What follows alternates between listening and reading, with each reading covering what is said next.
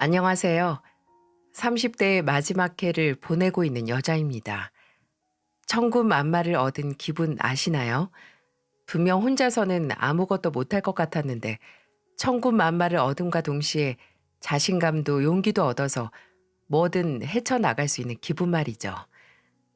제 천군만마는 1000명의 용맹한 군사들이 아닌 딱 한 사람이었지만 그 한 사람 덕분에 저는 제 앞의 두려움과 맞설 수 있었습니다. 현재 중소기업 공장 생산직으로 일하는 저는 직장에서 오랜 취업 생활로 잃은 자신감과 동시에 제 짝을 찾았어요. 20대 후반에 취업 활동을 하면서 백수 생활이 길어지는 게 두려워 공장 생산직 아르바이트를 시작했어요. 근데 일을 해가면서 제 적성에 맞는 걸 알았고 그곳에서 만난 멘토의 도움으로 정규직 입사도 했죠. 그리고 그 멘토가 바로 저의 짝, 지금의 남편입니다. 남편은 제가 공장에 알바생으로 들어갔을 때부터 눈에 확 띄는 사람이었어요. 직장에서도 능력을 인정받아 비교적 젊은 나이에 반장으로 승진을 했고 성격도 좋아서 평판이 아주 좋았거든요. 제가 처음 공장으로 입사했을 때도 도움을 많이 줬고 제가 정규 입사를 했을 때 제 능력을 인정해주고 추천도 해주었고요. 그렇게 제가 정규 입사를 하고 몇 달 후에 남편은 제게 적극적으로 다가왔어요. 혹시나 제가 아르바이트생이거나 정규 입사 전에 본인이 다가갔으면 제가 부담스러워하거나 불순한 의도라고 오해할까봐 오래 기다렸다고 하네요. 저는 늘 남편에게 호감이 있었기에 저희 둘은 2년의 연애 끝에 결혼을 약속했습니다. 솔직히 저는 결혼에 자신이 없었어요. 저는 일찍 부모님께서 교통사고로 돌아가셔서 쭉 조부모님의 손에서 자랐거든요. 물론 저희 조부모님께서 저를 지극정성으로 키워주셨지만 늘 부모님이 안 계시다는 빈자리가 있었습니다. 그 영향인지 저는 어려서부터 소심하고 자신감이 없었고요. 대학을 졸업하고 조부모님이 돌아가셨을 때 더 심해졌네요. 저는 늘 안정적이고 북적거리는 가정을 원했지만 고아나 다름없는 저를 어느 가족들이 받아줄까 하는 걱정 또한 늘 했었습니다. 그런 거 있잖아요. 드라마에서 보면 부모 없다고 며느리로 받아들이지 않겠다는 시댁 많이 나오잖아요.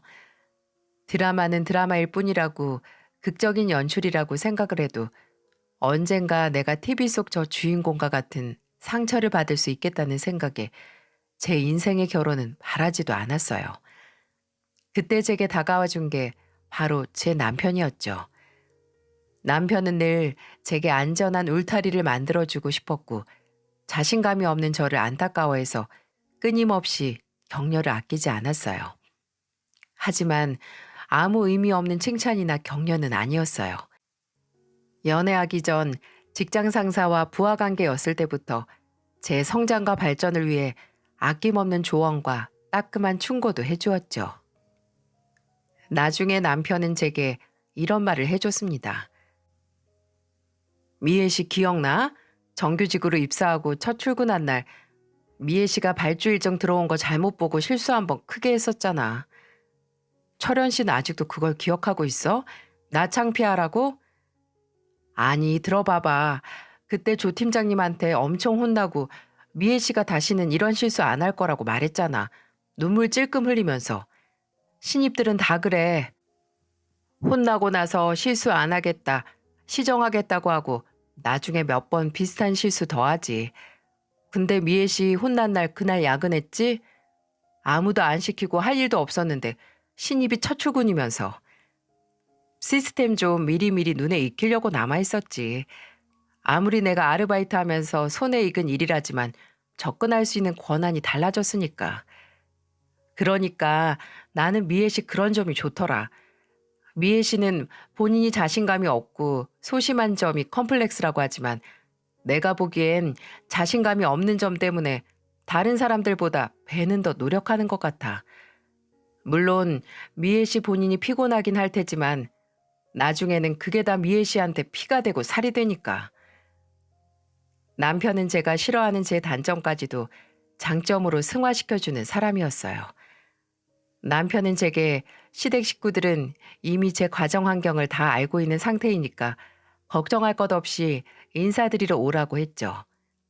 본인의 부모님도 남동생도 여동생도 모두 다 저를 만나보고 싶어 한다고 하더라고요. 저는 그런 남편의 말을 믿고 결혼 전 시댁에 인사를 드리러 갔습니다.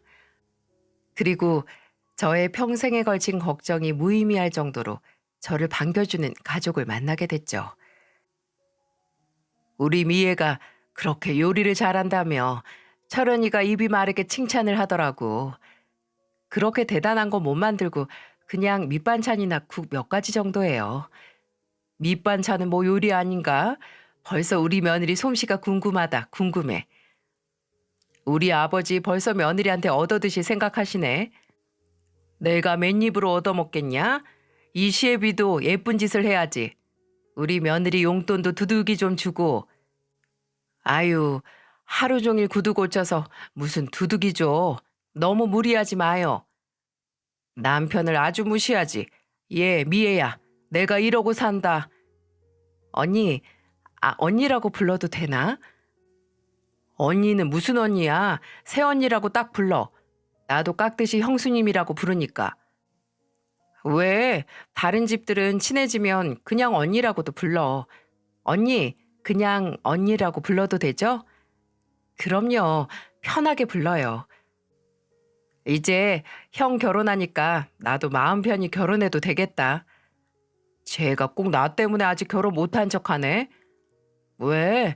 원래 형이 가기 전에 동생이 먼저 결혼하면 좀 그렇잖아. 작은 오빠는 이상한 데서 고지식하더라.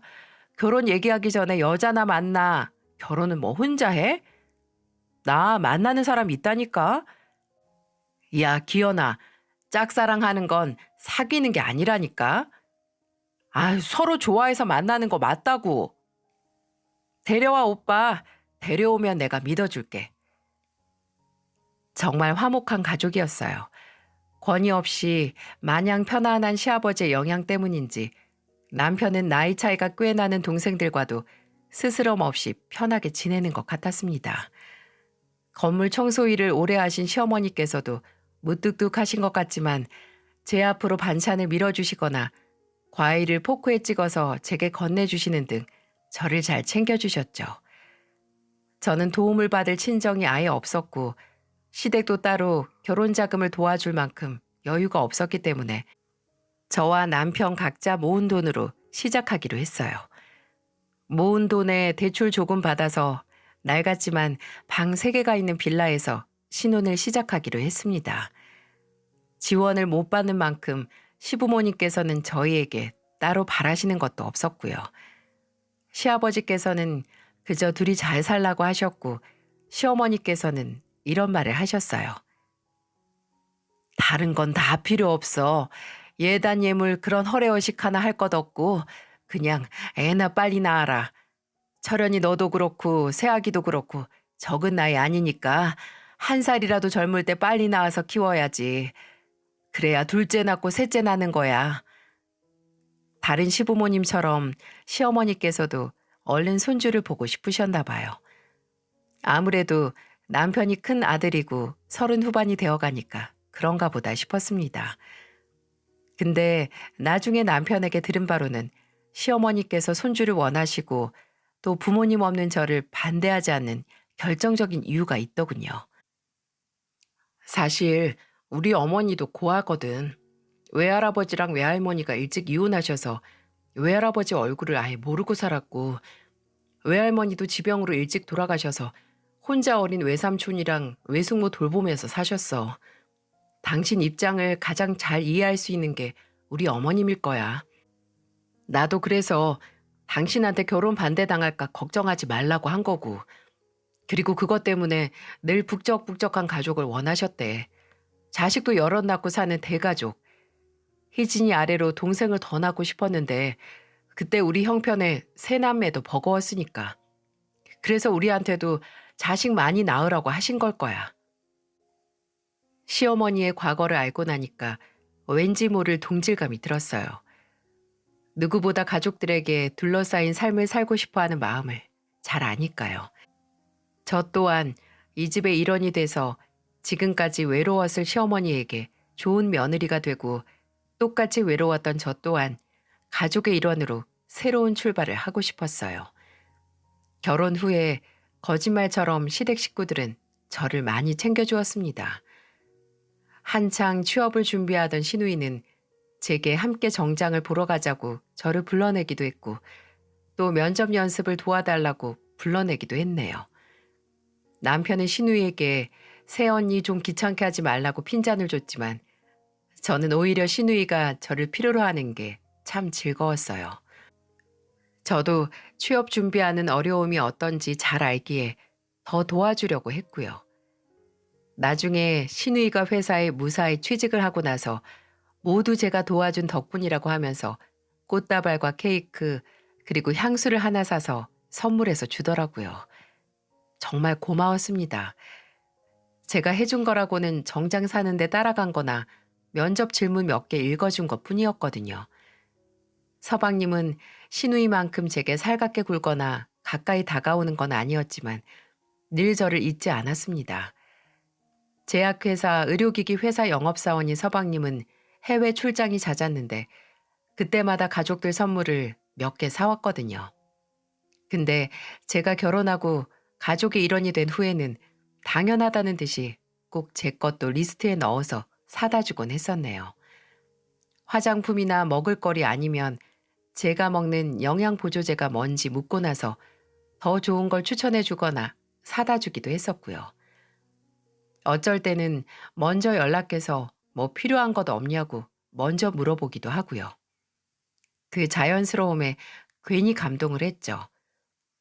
저도 그런 시누이와 서방님의 친절에 보답하기 위해 노력은 했지만 늘 모자란 것처럼 느껴졌습니다. 한 번은 시누이 생일이 다가와서 뭔가 대단한 걸 해주고 싶었는데 뭐 필요한 것 없냐, 뭐 좋아하냐 묻는 제게 시누이가 이런 말을 하더라고요. 언니는 가만 보면 받는 걸 잘 못하는 것 같아요. 그러니까 다른 사람도 아니고 가족한테 뭘 받으면 계속 보답해야만 한다고 생각하는 스타일이랄까? 물론 사람이 뭘 받으면 보답하는 게 도리긴 한데 가족끼리 너무 부담스럽게 안 생각해도 되잖아요. 그냥 편하게 생각해요, 편하게. 그 말에 내가 새롭게 갖게 된 가족의 역할에 너무 부담을 가졌나 하는 깨달음과 동시에 고맙기도 했었어요. 소심한 성격 탓에 남에게 미움받기 두려워했거든요. 혹시나 이 가족들 사이에서 밉볼까 저도 전전긍긍한 거죠. 근데 신우의 그런 말이 저를 조금은 그 구속과 부담에서 자유롭게 해줬습니다. 그 말을 들은 후로는 조금 편하고 자연스럽게 행동하기로 했습니다. 시아버지께서 제게 종종 용돈을 챙겨주시거나 저희 부부를 먼저 불러서 주말에 점심을 사주셔도 고마운 마음으로 나중에 보답을 하되 그 보답을 어떻게 하지? 이렇게 너무 큰 걱정을 하지 않기 위해 노력했죠. 한 번은 시아버지께서 저희 집에 놀러 오셔서 저희 신발장에 있는 제 오래된 구두를 보시더니 갑자기 두 발을 걷어붙이고는 낡은 구두를 모조리 꺼내시는 게 아니겠어요? 아버님, 커피 드릴까요? 아니면, 어머, 아버님, 지금 뭐 하세요? 아니, 너희 신발장에 낡은 구두가 몇 개 보여서 내가 한번 보려고 한다. 아버님, 왜 여기까지 오셔서 구두를 고치세요? 그냥 들어오세요. 잠깐만 기다려봐라. 이거 세 켤레 밑창만 붙여줄게. 밑창이 살짝 들린 구두를 보고 직업병이 도지신 건지 며느리 구두를 전혀 개의치 않고 그 자리에 앉아 뚝딱뚝딱 고치기 시작하셨네요. 너무 감사했지만 지저분한 구두를 시아버지 손에 맡기는 게 너무 죄송스러웠습니다. 그날 냉장고에 있는 재료 싹 꺼내 아버님께 점심 식사를 대접해 드렸네요. 있는 재료로 만든 차돌 전골뿐이었는데 시아버지께서는 이렇게 얻어먹으려고 구두 고친 게 아닌데 하고 웃으시면서 전골 한 대접을 싹 비우셨죠. 너무 맛있게 드셔주셔서 오히려 제가 감사했다니까요. 이렇게 거창한 게 아니더라도 시댁 식구들이 저를 챙겨주는 그 마음만큼 저도 제가 할 수 있는 한에 최선을 다했습니다. 또 제가 하는 만큼 시댁 식구들도 제 마음을 알아주었고요. 그런데 불행하게도 모두 저의 마음을 알아주는 건 아니었습니다. 시어머니께서도 늘 저를 챙겨주셨지만 늘 그 기저에는 딱 원하시는 게 있었어요. 예, 내가 너희 집에 추어탕 포장해서 보낸다. 오늘 내로 배달될 거야. 추어탕이요? 나 아는 사람 중에 추어탕집 하는 사람이 있는데 그 집 배달이 된다고 해서 내가 부탁했어. 아, 철현 씨가 추어탕 좋아하죠? 아니, 철현이보다는 네가 잘 먹어야지. 추어탕이 임신에 그렇게 도움이 된다고 하더라. 칼슘이랑 거 뭐냐? 아, 단백질. 그걸 잘 먹어줘야 한다고 하더라고. 양보다는 질이라니까 잘하는 집에서 보냈지. 그렇습니다. 바로 임신. 시어머니께서는 제 임신을 위해서 여러 가지 선물을 보내주셨어요. 하루는 저희 집에 오셔서 정수기를 보시더니 이런 말을 하시더군요. 너희 그냥 정수기 물 마시니? 네, 저도 철현 씨도 따로 끓여 마시기 귀찮아서 그냥 정수기로 샀어요. 예, 그것보다 차 끓여 마셔라, 응? 대추차랑 쑥차, 작약차도 좋고 그게 임신에 좋다고 하더라. 말 나온 김에 내가 시장에서 사서 보내야겠다. 아예 집에서 마시는 걸 차로 바꿔서 늘상 마셔라. 어? 결혼한 지 1년이 다 돼가는데 도통 소식이 없네. 이렇게 시어머니와 함께 있으면 대화가 모두 제 임신으로 기결됐네요. 제가 일 얘기를 하면 혹시 공장에서 일하면서 힘들어서 임신이 안 되는 거 아니냐고 하시고 남편이랑 말다툼을 했다고 하면 혹시 사이가 안 좋아서 관계가 없냐고 그래서 임신 안 하는 거냐고 묻기도 하셨죠.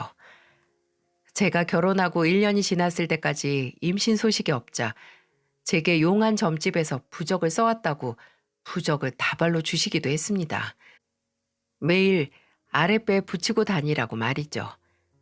물론 이런 행동들이 좀 당황스럽기도 했고 또 이렇게까지 하셔야 하나 싶었지만 모두 얼른 손주를 보고 싶어서 그러시겠지 하는 생각으로 이해했습니다.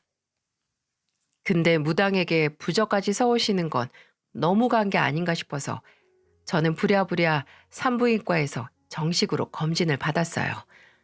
혹시 시험관이 필요한지 알아야 하니까요. 저도 임신이 안 되는 게 불안한데 시어머니께서 매일같이 제 임신 걱정만 하시니까 더 불안하기도 했거든요. 애써 별일 아닐 거다 하고 월차를 내고 병원으로 달려갔습니다. 혹시나 싶어서 간 병원에서 청천벽력과 같은 진단을 받았어요. 의사는 제가 다낭성 난소 증후군으로 불임에 가깝다고 하더군요. 정말 충격적이었죠.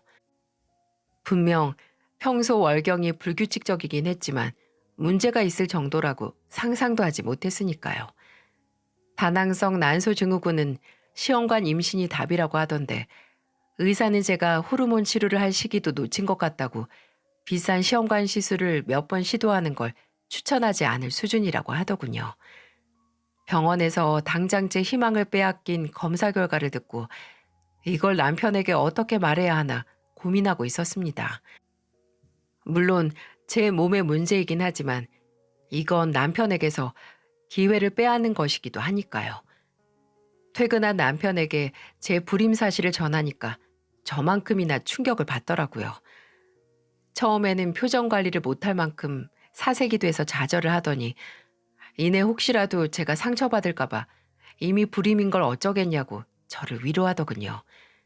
하지만 남편이 크게 실망했다는 걸 전 알았습니다. 남편도 저 못지않게 얼른 자식을 갖고 싶어 했으니까요.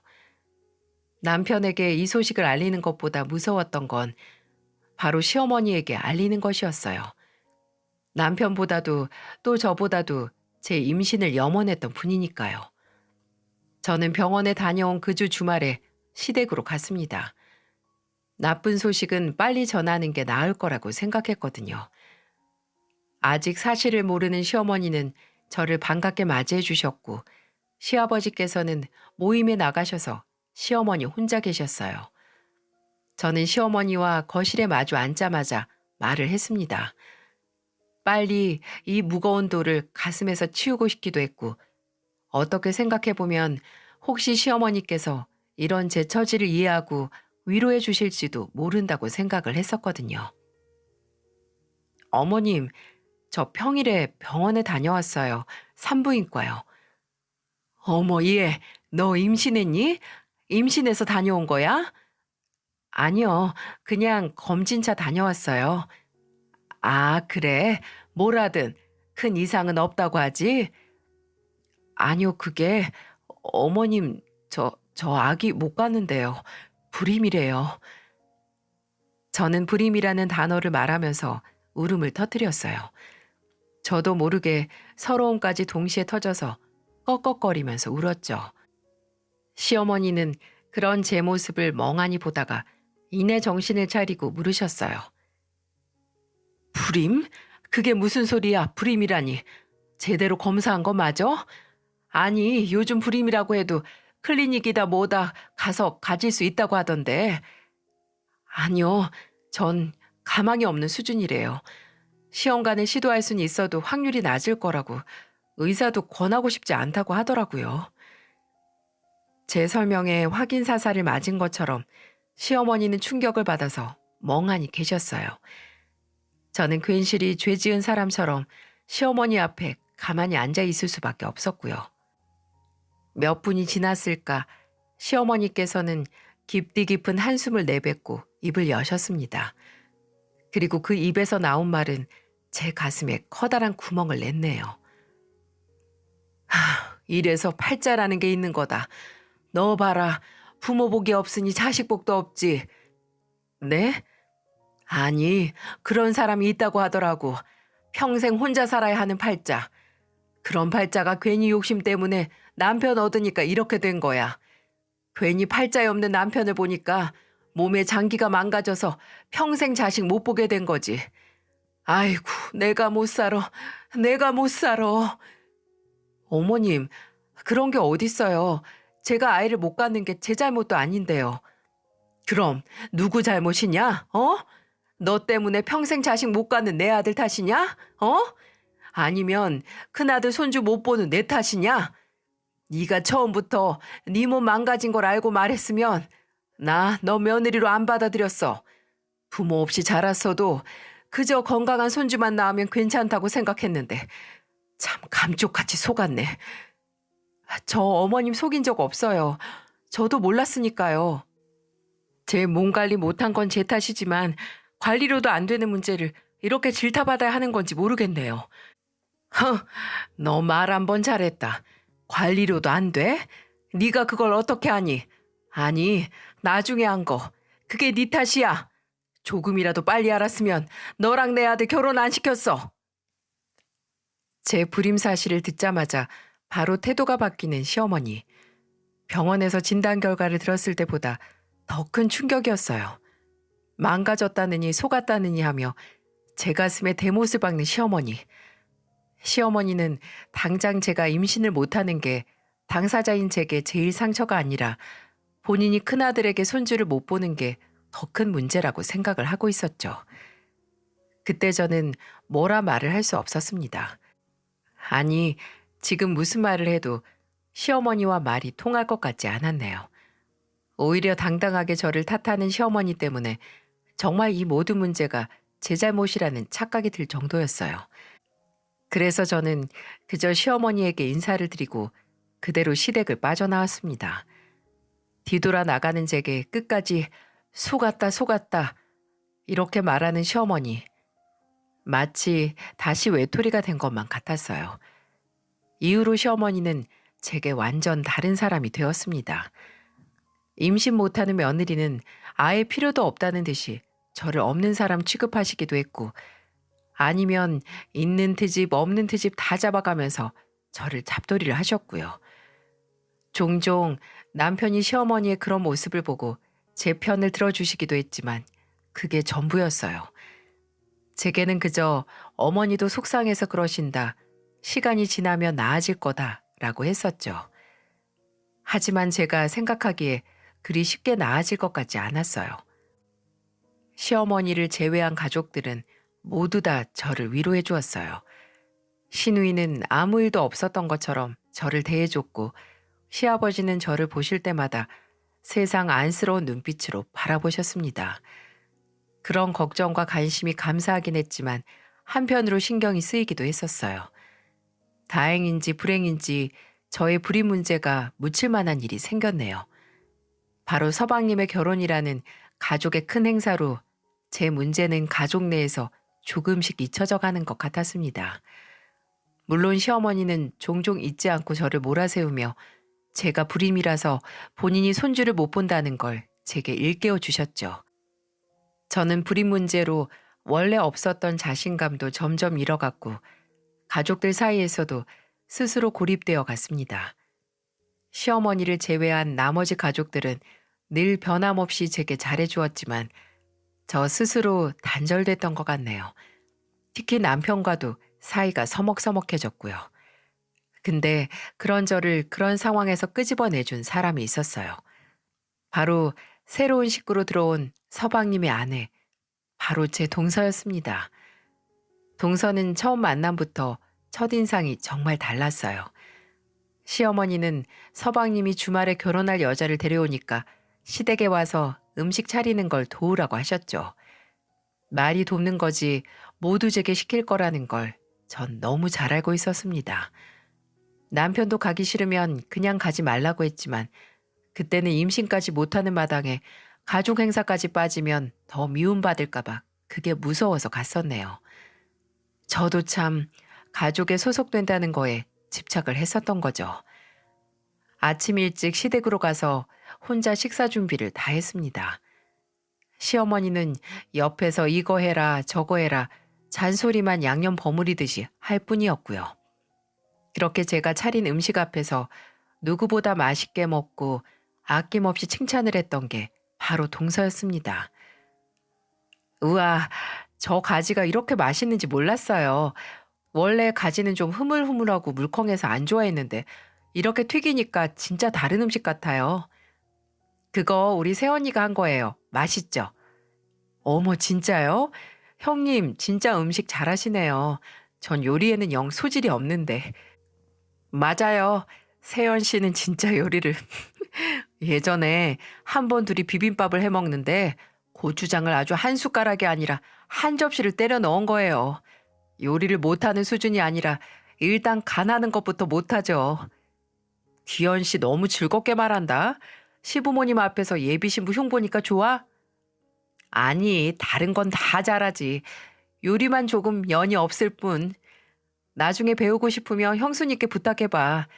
희진이도 저번에 형수님한테 요리 배우던데. 그치? 맞아요. 언니 이런 반찬뿐만 아니라 과자나 스콘도 엄청 잘 구워요. 저번에 스콘 배웠지. 정말요? 와, 진짜 대단하시다. 요리하는 손이 타고나셨나 봐요.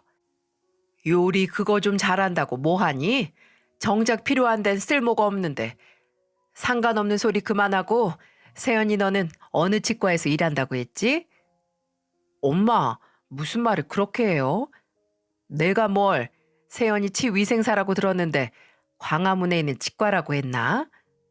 네, 근데 광화문역보다는 종로 쪽에 더 가까워요. 형님, 케이크 구울 줄 아시면 나중에 저 케이크 굽는 법 좀 알려주세요.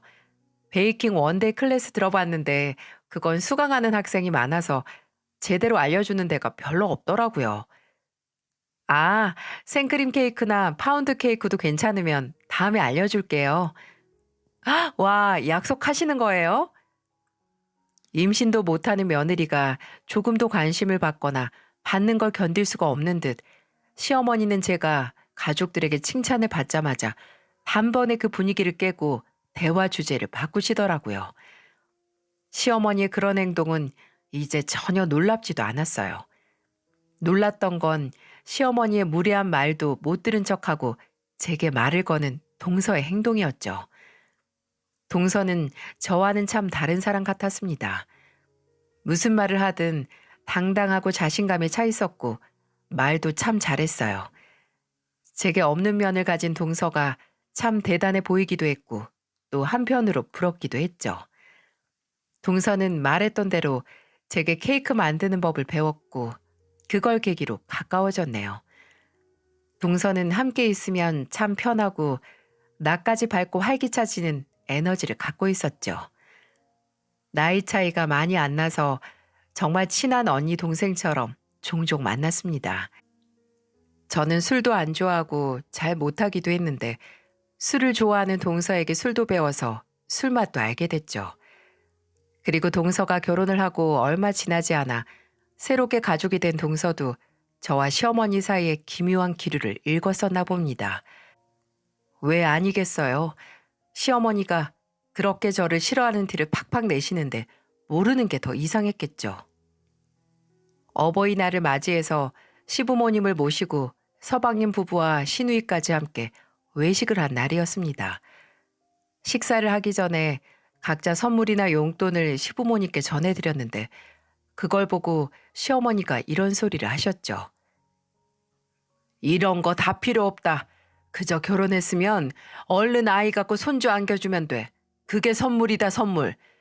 내가 장남한테서 이제 손주를 보지도 못하니까 기현이나 희진이 너희밖에 믿을 게 없어. 아니 당신은 무슨 또 그런 소리를 해. 이 좋은 날 꼭 그런 소리를 해서 애들만 불편하게 해야겠어? 내가 뭐 틀린 말 했어요? 나도 속상해서 그래요 속상해서. 엄마 아무리 속상해도 당사자만큼 속상해요? 이제 그만해요. 이제 음식 나온다. 우리 밥이나 먹어요. 그날도 어김없이 가시방석이었어요. 늘 행복했던 가족 행사가 저의 불임 소식과 함께 견딜 수 없는 지옥이 됐네요. 저도 남편도 더는 말하기 싫어서 아무 말 않고 있었습니다. 그때 맞은편에 있던 동서와 눈이 딱 마주쳤는데 제가 먼저 피해버렸어요. 괜히 창피하기도 하고 불편했거든요. 근데 그날 주말 저녁에 동서가 저를 따로 부르는 게 아니겠어요? 제가 사는 동네에 왔다고 앞에서 술 한잔 하자고 말이죠. 늦은 저녁에 불러내길래 무슨 일이 있나 하고 나갔습니다. 먼저 와 있는 동서는 늘 그렇듯 웃는 얼굴로 제게 술을 따라줬고 저희는 둘이 제일 좋아하는 닭껍질 튀김과 목살꼬치, 계란말이를 시켜놓고 잔을 부딪혔죠. 술병을 한 병, 두 병 비우고 나니까 동서가 조심스럽게 입을 열더라고요. 형님, 어머님이 형님 불임 문제로 그렇게 못되게 구시는 거죠? 아, 눈치챘어? 그렇게 티를 내시는데 누가 몰라요. 형님 얼굴만 보면 임신 얘기만 하잖아요. 처음엔 그냥 사이가 좀 안 좋은가 했는데 형님이 일방적으로 당하시더라고요. 창피하다. 근데 처음에는 나도 많이 상처받았는데 지금은 그러려니 해. 오죽 속상하시면 그럴까 싶기도 하고. 형님, 진짜 착함이 지나치면 병이 돼요. 어머님이 저 결혼 전에 뭐 시켰는 줄 아세요? 산부인과에서 임신할 수 있는 몸인지 알아보라고 하셨어요. 의사한테 먼저 진단서 떼오라고요. 뭐? 상견례 하기 전에 저만 불러내서 그러시더라고요. 근데 제가 뭐라고 했게요? 저랑 남편 사이 아이 문제는 어머님이 관여하실 문제가 아니라고 했어요. 설령 제가 불임이라고 해도 그건 저와 남편 둘이서 알아서 할 일이지 어머님이 먼저 아시고 조치를 취할 상황이 아니라고요. 정말? 정말 그렇게 말했어? 그럼요. 웃기잖아요. 제가 임신 때문에 이 집의 며느리로 고용된 것도 아닌데. 근데 더 웃긴 건 제가 그렇게 세게 말하니까 어머님이 아무 말도 못 하셨다는 거예요. 정말 충격적이었어요. 시어머니에게 그렇게 맞받아친 동서도 또 그런 동서에게 아무 말도 못한 시어머니도 말입니다. 저는 늘 죄 지은 것도 없는데 스스로 죄인인 것처럼 굴었는데 말입니다. 형님, 어머님 같은 분은 강약, 약강이에요. 강하게 나가면 아무 말도 못하고 약하게 보이면 그저 잡아먹을 것처럼 구시는 거예요. 다리 필 자리 보고 피는 거죠. 그런 사람들한테는 강하게 나가야 내가 편해요. 형님이 뭘 잘못하신 게 아니잖아요. 불임 문제는 궁극적으로 형님 부부 문제고 둘이서 의논할 문제잖아요. 물론 같은 가족으로서 시어머니로서 아쉬울 순 있어도 형님이 이 집에서 그런 대우를 받을 만한 일은 아니라고 봐요. 그렇지. 그렇긴 한데 나도 괜히 위축이 돼서 남편도 별 다른 말도 없고 아마 아주버님이 형님 편을 더 들면 시어머니가 더 형님을 미워할까 봐 자제하시는 것 같아요. 어머님이 유독 그러시더라고요. 다른 가족들이 형님 얘기하거나 형님하고 얘기하는 것도 막 방해하는 것 같던데요. 솔직히 너무 유치하잖아요. 무슨 초등학생도 아니고 본인 마음에 안 든다고 다른 사람들과도 사이가 안 좋아져야 하나요? 형님, 한번 시도는 해보세요. 세게 나가세요, 세게. 저도 옆에서 많이 도와드릴 테니까 한번 어머님이 계속 그렇게 아나무인으로 나오면 맞받아 치세요, 저처럼. 형님, 그런 대접 받을 사람 아니에요. 그거 형님을 소중하게 생각하는 사람들한테 못할 짓이니까. 동서의 말은 제게 큰 깨달음과 동시에 힘을 전해줬어요. 분명 저는 잘못한 것도 없으면서 저 스스로 시어머니에게 그런 취급을 당해도 되는 사람으로 만들었던 겁니다. 제가 저를 보호했으면 시어머니도 저를 죄인 취급 못했을 텐데 말이죠. 괜한 자격지심과 자신감 저하로 저를 보호하지 못했네요. 늘 부모님의 빈자리를 그리워했던 저였지만 누구보다 저를 아꼈던 조부모님께 사랑을 받고 자란 걸 잊으면 안 됐어요. 만일 저희 조부모님께서 손녀가 시어머니에게 이런 대우를 받으며 하루하루 가슴에 상처를 입는다는 걸 알면 많이 속상해 하실 테니까요. 저는 동서의 조언을 받아들여서 저 스스로 강해지기로 했습니다. 원하던 아이를 못 가는 몸이 된 건 저의 운명으로 받아들이고 인정하면서 시작을 했죠. 스스로 제 탓을 안 하니까 누군가 이 문제로 저를 공격하면 방어하고 맞받아칠 수 있는 힘이 생기는 것 같았어요.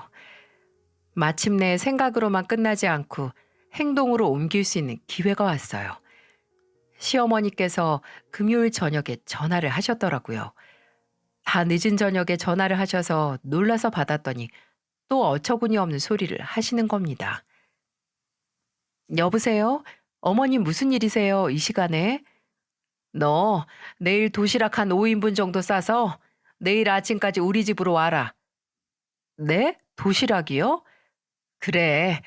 내일 건물 청소 같이 하는 아줌마들이랑 나들이 가기로 했는데 내가 도시락 싸간다고 했어. 못하러 다 고생을 하니. 너 음식 잘 만들잖니. 애도 못 만드는데 잘 만드는 거라도 실력 녹슬지 않게 해야지. 안 그러니? 10시까지 만들어서 오려무나. 물에도 모르고 속을 벅벅 긁는 말. 예전에 저였으면 아무 말도 못하고 5인분이나 되는 도시락을 만들어 아침까지 시댁으로 갔겠지만 저는 저 자신을 보호하기로 했기에 호락호락하게 나갈 생각이 없었어요. 저는 심호흡을 한 번 하고 또박또박 말했죠. 어머님, 이제 저녁인데 재료는 언제 사서 언제 아침까지 다 만들어요. 저도 오늘 일하고 들어왔는데 주말에는 좀 쉬어야죠. 예, 너는 시애미한테 도시락 하나 못 사주냐? 네가 그것도 안 하면 나한테 뭐 해줄 건데? 제가 어머님께 꼭 뭘 해드려야 하나요? 부탁하시면 못 해드릴 것도 없지만 지금은 시간이 너무 늦었고 만들 재료도 없어요. 나중에 시간 많고 저도 해드릴 마음 있으면 싸드릴게요. 김밥이라도 사서 가세요. 나들이 재밌게 하고 오시고요. 그리고는 바로 끊어버렸습니다. 득달같이 다시 전화가 왔어도 전혀 받지 않았어요. 시어머니에게 맞받아치는 게 쉽지는 않았지만 확실히 한번 해보고 나니까 자신감이 들더라고요.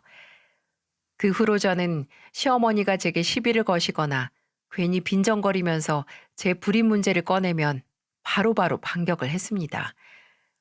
제 얼굴을 보자마자 아유, 얼른 손주를 봐야 할 텐데 라고 다 들리는 혼잣말을 할 때면 바로 다른 말을 꺼내면서 무시하거나 어머님, 한숨 많이 쉬면 쉬는 만큼 더 빨리 늙는데요. 라고 웃으면서 말했죠. 동서가 함께 있는 자리면 동서도 옆에서 거들어주기도 했었고요. 한 번은 시어머니와 동서와 함께 점심을 먹는데 시어머니께서 어김없이 임신 얘기를 꺼내는 게 아니겠어요? 예, 여자 몸은 출산하고 나서야 더 건강해진다더라. 무슨 호르몬이 나와서 그렇다는데 미애 너는 평생 그 덕 못 보니까 어쩌면 좋냐? 그러게 평소 몸 관리를 잘했어야지. 아닐걸요?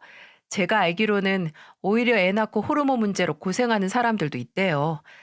호르몬 분비 문제 때문에 피부 안 좋아지는 사람들도 있고, 근육통이나 관절 문제로 고생하는 사람들도 있고요. 그렇죠, 형님? 맞아. 어머님, 다 사람마다 다른 거예요. 어머님도 평소 골반이나 엉덩이뼈 아프다고 하시잖아요. 관절약도 달고 사시고, 세 명이나 낳았는데 나이 들고 뼈에 문제가 없을 수 없겠죠. 어머님 혹시 또 이상한 찌라시 같은 거 읽으신 거 아니에요? 그런 거 오는 거 읽지 마세요. 별 도움도 안 되고 제대로 된 사실 바탕으로 쓴 거 하나 없으니까. 그게 무슨 소리야? 찌라시라니. 내가 다 기사에서 본 거야, 기사에서. 정말요? 그럼 저도 읽어봐야겠다. 저 보내주세요, 읽어보게. 저도 읽어볼래요. 출산의 긍정적인 효과라니 저도 읽어보는 게 좋겠죠.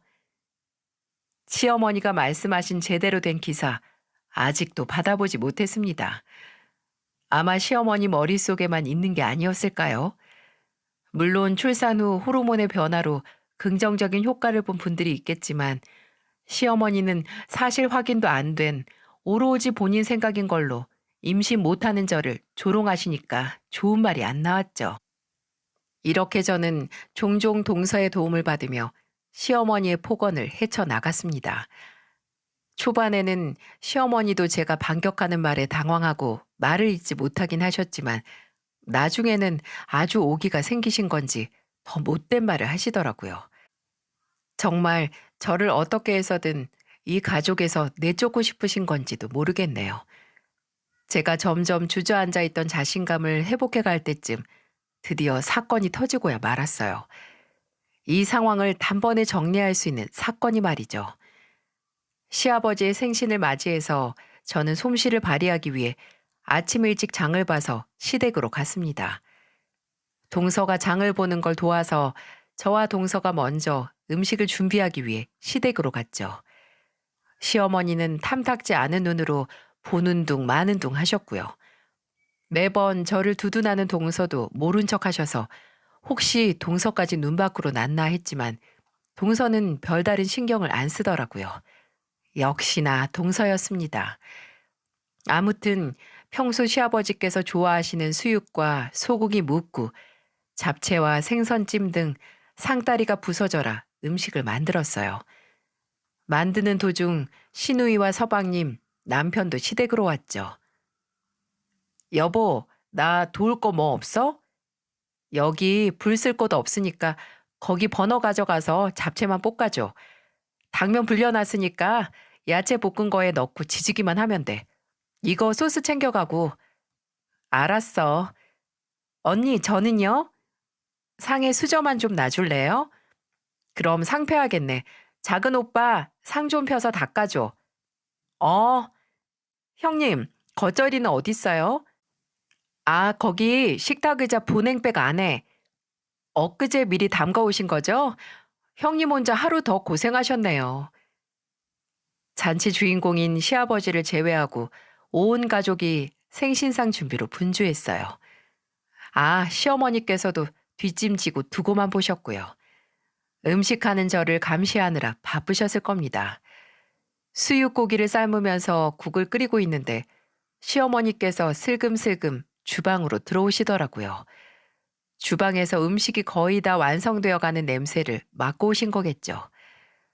그런 시어머니의 움직임은 모른 척하고 음식만 만들었어요. 그랬더니 시어머님은 숟가락, 젓가락 하나씩 들고 제가 썬 수육과 국을 한 입씩 맛보시더군요. 그리고 입에 넣자마자 인상을 팍 쓰고 저를 쳐다보시는 겁니다.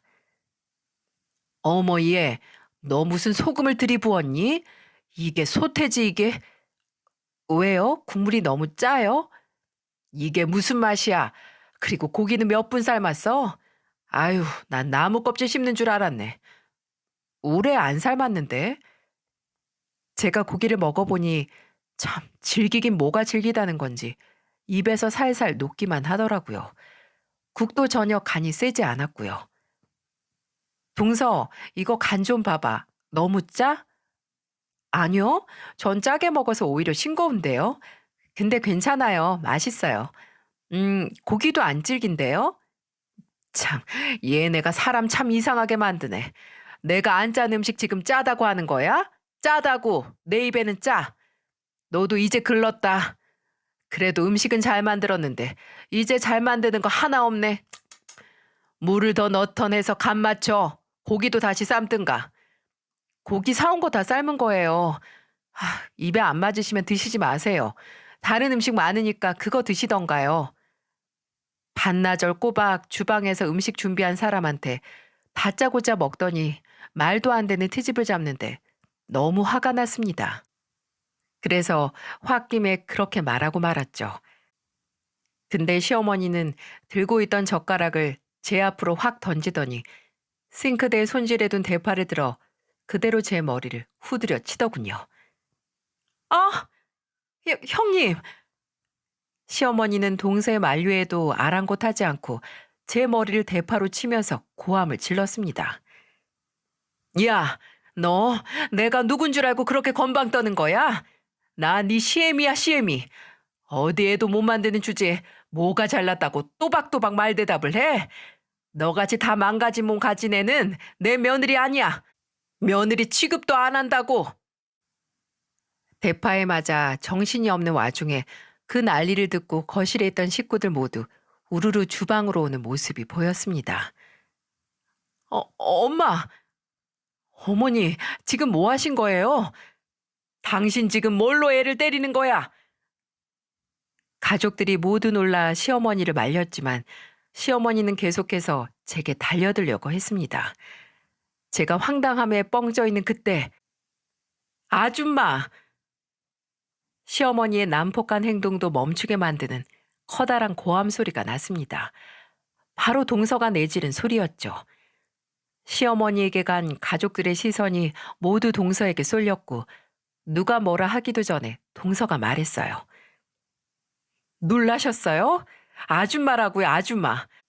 어머님도 고작 애 하나 못 갖는다고 형님을 며느리 취급 안 한다고 하시니까 저도 이렇게 몰상식한 행동하는 어머님을 시어머니로 취급 안 하려고요. 아줌마 어떠세요? 네? 아줌마요. 동서, 여보, 나 말리지 마. 어머님이 형님한테 어떻게 했는지 알아? 장남한테서 손주 못 보는 게 서운하고 억울해서 미치겠는 거 잘 알겠는데요. 그 누구보다 미치겠는 건 형님이에요, 형님. 안 그래도 힘든 사람을 왜 그렇게 못 잡아먹어서 안달이세요? 저런, 너 지금 시애미한테? 매번 형님한테 애도 못 만드니까 음식이라도 와서 만들라고 하는 것도 너 같은 애는 인복이 없어서 부모 복, 자식 복 다 없는 거라고 하는 거 도저히 참을 수가 없네요. 근데 이제 아예 폭력까지 쓰셔요? 잘 만든 음식 괜히 꼬투리 잡아서 애도 못 만드는 게 음식도 이제 못 만든다고 글렀다고 하는 게 말이 된다고 생각하세요? 저 이제 어머님을 어머님으로 안 모셔요. 기본적인 사람 됨됨이도 없는 그런 사람 어른으로 시부모님으로 못 모신다고요. 엄마, 정말 그렇게 말했어? 당신 정말 어떻게 며느리한테 그런 말을 해? 당신 며느리한테 무슨 애라도 맡겨놨어? 왜 당신 애도 아니면서 포기를 못해? 내가 뭘 어쨌다고 이래? 너 없는 소리 하지 마. 내가 언제 그랬어? 안 그랬다고 하면 있는 일이 없는 게 되나요? 저 똑똑히 기억해요. 발뺌하실 생각하지 마세요. 어머니가 잘못하셨어요. 형수님이 제일 속상하실 텐데 왜 거기다가 매일 부르지르는 소리만 하세요? 엄마 진짜 우리도 매번 엄마 성질 더 돋굴까 봐 보고만 있었는데 이제 가만히 못 있겠어요. 언니한테 사과해요. 사과는 무슨 사과야 내가. 내가 뭘 잘못했는데 부모도 없는 거 데려와다가 며느리 시켜줬는데 손주도 못 만드는 애 잘못 데려와서 내가 억울해 죽겠는데 내가 사과를 받아야지. 엄마 진짜 이제 그만 좀 하세요. 그때 묵묵히 제 옆에 있던 남편이 제 손을 잡고 소리를 쳤습니다. 무서운 눈으로 시어머니를 노려보더니 저를 보고 말하더군요. 미안해, 여보. 다 내 잘못이야. 내가 좀 더 적극적으로 행동했어야 하는데 그러질 못했어. 당신 편만 들면 어머니가 당신한테 더 모질게 굴까봐. 그리고 나도 애를 못 가는 거에 대해 마음이 안 좋아서 정말 미안해. 어머니, 이제 그만하세요. 애를 갖든 말든 저희 문제니까 앞으로 애 얘기는 절대 저희 앞에서 꺼내지 마시라고요. 너, 너 내가 누구 때문에 이러는데? 누구 때문은 무슨 누구 때문이에요? 다 어머니 욕심 때문이죠. 식구 더 늘리고 싶다는 욕심 때문에 괜히 이 사람만 죄인 된 거잖아요. 이 사람이 무슨 어머님 손주 낳아주려고 저랑 결혼한 줄 아세요? 앞으로 이 사람과 저 사이 문제에 대해 더 이상 입대지 마세요. 절대로. 아이가 갖고 싶으면 입양을 하던 할 테니까 괜히 시간 낭비할 필요 없이 정말 부모 손길이 필요하고 외로운 애들한테 부모가 되어주면 되죠. 뭐가 됐든 이 사람하고 저하고 알아서 할 테니까 이제 빠지세요. 더 이상 상관하지 마시라고요. 이게 남의 일이냐? 상관을 어떻게 안 해? 내 아들 일이고 내 손주 일인데. 당신 이제 그만 좀 해. 지들이 알아서 한다잖아. 왜 괜한 고집을 부려서 일을 이렇게 크게 만들어? 엄마, 이제 좀 그만해요. 어머님, 저 어머님한테 손주 안겨드리려고 이 사람이랑 결혼한 거 아니에요. 어머님을 크게 실망시켜드린 건 정말 죄송해요. 그런데 더 이상 제 불임에 대해서 말씀 안 하셨으면 해요. 아니, 하지 마세요. 저도 슬프지만 지금 제가 어떻게 할 수 없는 일이잖아요. 아니면 제가 어머님 아들이랑 이혼하고 새 며느리한테 손주 보시는 거 그걸 원하시는 거예요? 시어머니는 제 물음에 아무런 말도 하지 않으셨어요. 한순간에 시어머니는 시댁 식구들 모두와 대척점에 서 있게 되었죠. 가족들은 모두 제게 사과를 하라고 시어머니에게 말을 했지만 듣지 않으셨고요. 오히려 더 고집을 부렸고 본인 잘못이 뭔지 전혀 알지 못했습니다. 시아버지 생신잔치는 그렇게 난장판이 되고야 말았죠. 시아버지는 오늘 너무 고생했다고 저 사람은 상관하지 말고 먼저 들어가서 쉬라고 제게 말씀해 주셨고요. 시누이도 서방님도 모두 제게 시어머니를 대신해서 미안하다고 말해줬습니다. 저와 남편이 집에 갈 채비를 할 때도 시어머니는 홀랑 들어간 안방에서 나오지 않았죠. 남편과 저는 일찍 집으로 돌아왔습니다. 남편은 집에 도착하자마자 제게 사과를 하더군요. 내가 너무 안일했어. 가만히 있으면 시간이 다 해결해 준다고 생각을 했는데 어머니 행동은 더 심해지셨네. 미안해, 여보. 내가 뭐라도 더 했으면 당신이 상처받지 않았을 텐데. 아니야, 나도 애 못 가는 거에 자격지심 갖고 오히려 나 스스로한테 못할 짓 많이 했는데 뭘. 동서 덕분에 알았지. 내가 그런 대우 받을 사람이 아니라는 거. 이제 진짜 어머니가 당신한테 애 가지고 뭐라 할 일 없을 거야. 맹세해. 이제 우리 둘 가족끼리 일은 둘이서 알아서 하자. 남편은 제게 앞으로 이런 일이 없게 하겠다고 약속을 했습니다. 본질적으로는 일이 이 지경까지 온 게 남편의 탓은 아닌데 남편이 너무 자책을 하더라고요. 이후에 시어머니는 제게 따로 사과를 하지도 연락을 하지도 않으셨어요. 오히려 제가 먼저 고개를 숙이는 걸 원하셨는지 시누이를 통해서 제 안부를 물었나 보더라고요. 그런 시어머니 소식을 전하면서 시누이는 이런 말을 했습니다. 언니, 나도 말하기 창피한데 아마 우리 엄마가 언니를 좀 질투했나 봐요. 질투요? 왜요? 언니가 오빠랑 결혼하자마자 우리 가족이랑 진짜 잘 지냈잖아요. 아마 그것 때문일 거예요. 우리 엄마 고아인 거 알고 있죠? 우리 엄마지만 엄마가 성격이 좀 세잖아요. 그래서 동네에서도 몇 번 이웃들이랑 마찰이 많았거든요. 싸움도 났었고. 네? 정말요? 네. 엄마 예전부터 지기 싫어하는 성격 때문에 문제 많았다고 아빠가 그랬어요. 근데 본인이랑 같은 처지인 언니는 성격도 부드럽고 착해서 이렇게 가족들이랑 금방 잘 지내고 사랑받으니까 뭔가 열등감 같은 게 있던 거 아닐까요? 내가 이런 말해서 언니한테는 너무 염치 없는 거 아는데 그렇게 안타까운 성격이니까 언니가 이해해 줬으면 해요. 용서해 달라는 게 아니라 그냥 그런가 보다 생각해 줬으면 해서요. 아마 언니를 질투해서 더 임신 얘기를 했는지 몰라요. 엄마가 생각하기에 언니보다 나은 점이 애 낳을 수 있다는 거 그거 하나였으니까. 근데 이번엔 엄마가 진짜 심했어요. 우리 가족들 다 충격받았다니까요. 시누이에게 이런 말을 들으니까 어쩐지 시어머니가 짠해지긴 하더라고요. 저도 결핍이 많고 모자란 구석이 많은데 그런 저를 보고 질투를 느꼈다니 참, 다들 본인이 가진 건 눈치채지 못하고 남이 가진 것만 보이나 봅니다. 그렇게 저와 시어머니의 사이의 시간은 멈췄습니다.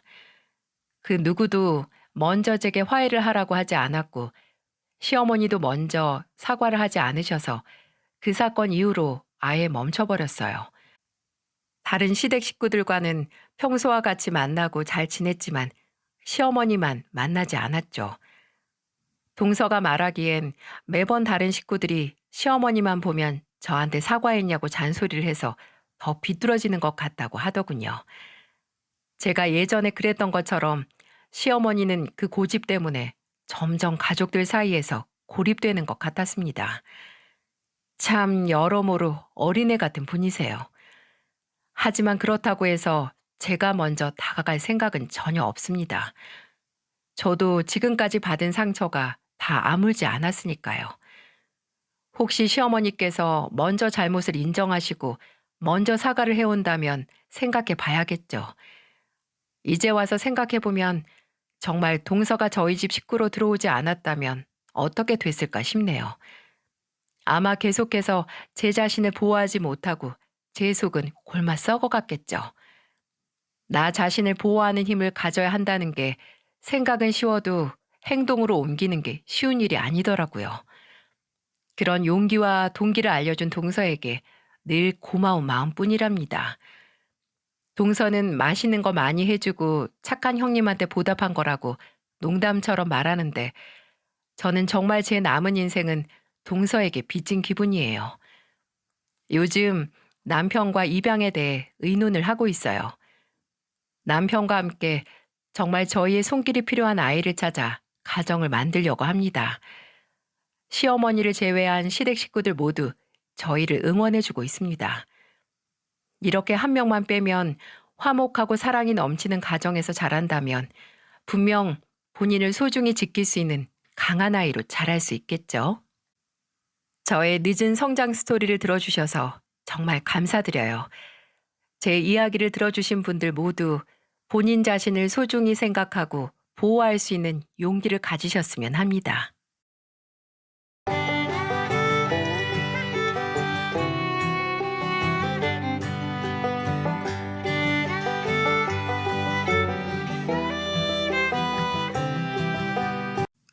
안녕하세요. 저는 아들 둘을 홀로 키우고 있는 워킹맘입니다. 이제 중학생이 된 큰아들과 아직 초등학교를 다니는 둘째 아들을 키우고 살아요. 혼자 아들 둘을 어떻게 키우느냐고 그러시겠지만 저는 친아버지의 도움으로 끄떡없이 잘 키우고 있답니다. 오히려 친아버지를 보면서 두 아들이 장래 희망도 생겼어요. 옛날 아버지 사진 중에 경찰복을 입고 찍은 사진이 있는데 그걸 보고 자기들도 나쁜 놈 때려잡는 경찰이 되겠다면서 입이 닳도록 떠들고 다닙니다. 지금은 퇴직하셨지만 과거에는 경찰 공무원이셨거든요. 저도 어린 시절에 아버지를 보고 커서 참 행복했던 기억이 떠오릅니다. 그래서 전 남편과 이혼하고 친아버지와 살고 있어요. 사실 저는 친어머니 얼굴도 모르고 살았답니다. 왜냐하면 제가 제대로 기억도 못하던 시절에 어머니가 백혈병으로 돌아가셨거든요. 지금 생각해보면 경찰 일 하면서 저를 어떻게 키우셨을까 싶을 때가 참 많습니다. 물론 너무 바쁜 경찰 생활로 저는 주로 친할머니 손에서 자랐어요. 그래도 아버지는 어머니의 빈자리까지 채워주려고 많은 노력을 하셨답니다. 그때는 초등학교 운동회 날에 부모님 다 오셔서 돗자리 깔고 같이 김밥 먹는 모습이 그렇게 부럽더라고요. 그렇다고 할머니가 창피하다거나 음식이 싫었던 건 전혀 아니었어요. 그냥 다른 친구들처럼 부모님과 함께 먹는 한 끼가 그리웠던 것 같네요. 그래도 싫은 내색 없이 할머니가 서툴게 싸우신 도시락을 같이 먹으면서 즐거운 이야기를 하면서 먹고 있었습니다. 그런데 할머니랑 밥을 먹고 있는데 저 멀리 아버지 모습이 보이는 거예요. 양손에 무언가를 들고 오는 아버지 모습이 어찌나 반갑던지 저도 모르게 벌떡 일어나서 아버지를 큰 소리로 불렀습니다. 아빠! 점심시간에 맞춰서 온다고 왔는데 벌써 먹고 있네. 아빠가 치킨이랑 김밥 사왔어. 오늘 아빠 바빠서 못 온다고 할머니가 그랬는데 어떻게 오신 거예요? 우리 은주 운동회에 아빠가 없으면 달리기 누구랑 하려고. 이 아빠가 와야지. 아버지는 아무리 바빠도 학교에 행사가 있으면 꼭 오려고 노력하셨어요. 운동회를 하다 보면 부모님과 함께하는 게임도 있으니 아빠는 바쁜 와중에도 시간을 쪼개서 오셨던 겁니다. 이렇게 자상하고 다정한 아버지는 늘 제가 1순위였어요. 할머니는 그런 아버지와 저를 보면서 이렇게 말했습니다. 아유, 누가 보면 서너 달은 떨어지시는 줄 알겠네. 아빠랑 딸이랑 이산가족 상봉하는 줄 알겠어. 그때 아버지 팔에 매달려서 낮에 있던 운동회 이야기도 하고 즐거웠던 기억이 떠올라요. 할머니와 아버지의 사랑 듬뿍 받으면서 자라서 어머니가 그렇게 그리울 틈도 없었습니다. 가끔 어머니가 궁금하긴 했지만 그래도 아버지 덕에 저는 어머니의 빈자리를 느낄 겨를이 없었어요. 그렇게 할머니의 정성과 아버지의 사랑을 듬뿍 받고 자란 저는 꼭 아버지 같은 남자를 만나서 결혼하고 싶다고 입버릇처럼 말했어요. 아버지는 제가 이런 소리를 하면 싱글벙글한 얼굴로 기쁜 목소리로 말씀하셨죠. 세상에 아빠 같은 사람 만나려면 우리 딸 시집 못 가겠네. 그럼 난 아빠랑 평생 살아야겠다. 그래, 시원찮은 놈이랑 결혼할 바에 그냥 시집가지 말고 이 아빠랑 살자. 아버지는 외동딸인 저를 끔찍이도 아끼셨답니다. 그래도 성인이 되고도 엄한 놈 만나지 말라면서 신신당부를 하셨어요. 아버지 같은 사람이랑 결혼하겠다는 말만 들어도 얼마나 자상한 아버지 밑에서 컸는지 예상이 가지 않습니까? 그래서 그런지 제 이상형은 다정한 남자였어요. 그리고 아버지처럼 큰 키에 든든한 어깨를 가진 남자가 제 외적 이상형이기도 했고요. 하지만 제 전 남편은 제가 원하던 외적 이상형과는 정반대였어요. 전 남편은 키도 작은 데다가 피부도 별로 좋지 않았고 왜소한 체격이었어요. 그런 사람을 도대체 어떻게 만났나 궁금하시죠? 제가 공무원 생활을 하던 중 동료의 추천으로 취미 모임에 가입하게 된 거예요.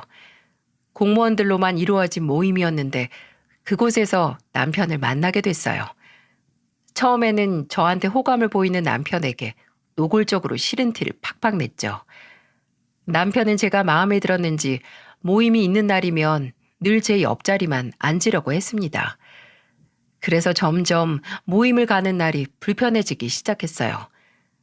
그러던 어느 날 모임이 끝나고 집으로 가는데 볼 일이 있다면서 같은 방향 전철을 기다리고 있는 겁니다. 속으로는 생긴 것도 마음에 별론데 눈치까지 참 없는 사람이구나 했어요. 그래도 같은 방향으로 가는 전철을 타고 이런저런 이야기를 하면서 갔습니다. 그러다 행선지에 도착했을 때 남편의 몰랐던 면을 보게 된 거예요.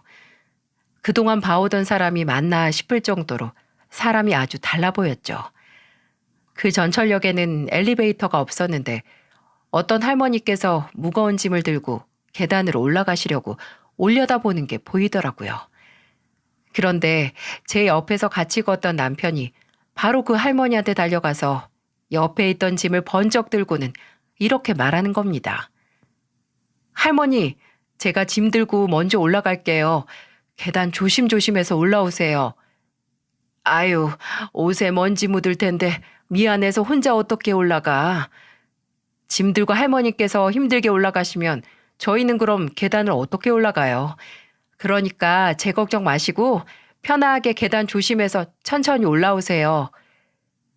할머니께서는 옷에 먼지 묻는다며 거절했지만 남편은 옷이 더러워지거나 말거나 아랑곳하지 않고 짐을 들고 계단을 올라갔어요.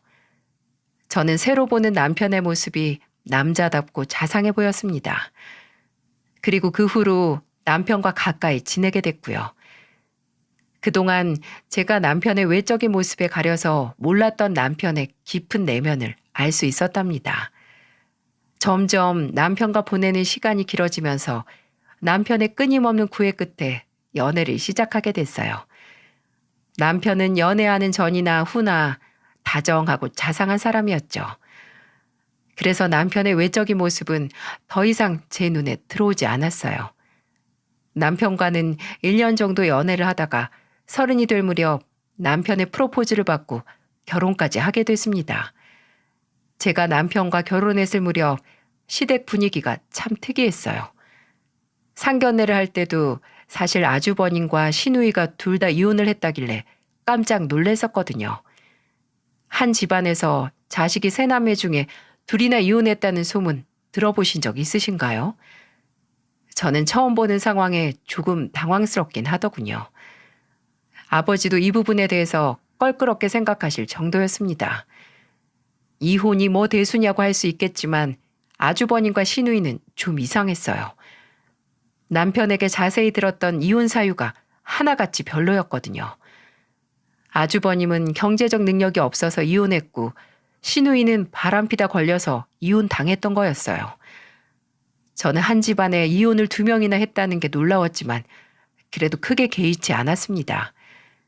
왜냐하면 예비 시부모님들이 저를 너무 예뻐하셨고 결혼 준비를 하는 내내 제게 하나라도 더 해주고 싶어 하셨거든요. 이런 시부모님들의 모습에 감동했고 시어머니께서는 제가 회사를 다니면서 결혼 준비하는 게 힘이 들까봐 살뜰하게 챙겨주셨죠. 그래서 아버지께서도 시댁에 대한 편견을 접으실 수 있었습니다. 여기까지는 참 물 흐르듯이 흘렀어요. 그런데 결혼은 직접 살아봐야 안다고 하죠. 소뚜껑 열어보니 그 밥에 그 나물이더군요.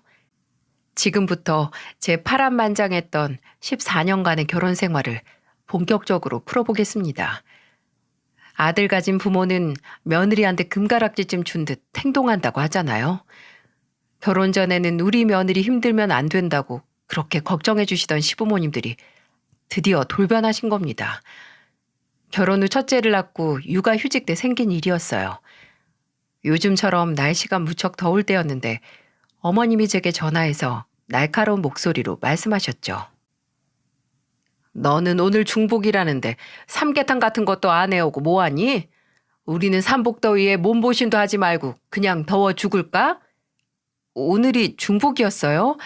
애 보느라 정신이 없었어요. 요즘 삼계탕 포장도 잘해주고 배달도 되던데 주문해서 드세요. 집에 며느리 냅두고 내가 왜 바깥 음식을 먹어?